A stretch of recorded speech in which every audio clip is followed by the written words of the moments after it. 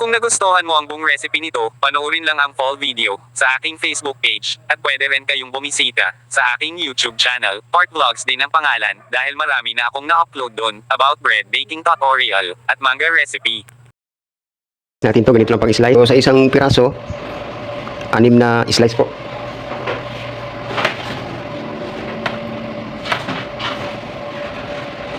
So ngayon ilagay na natin ating palaman.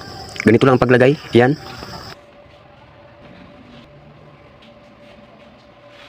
Tapos banyahan natin.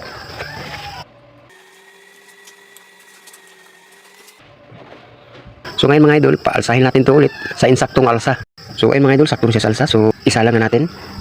Isa lang natin siya sa 200 ang init ng ating ubin. At ganito lang kahina ang ating apoy. So ayun mga idol, luto na siya. So hainin na natin at ating palamigin. So ayan ang ating finished products mga idol. So sana nagustuhan nyo ang video nito at sana nakatulong ako sa inyo. At paki-like at paki-share na din sa aking mga videos.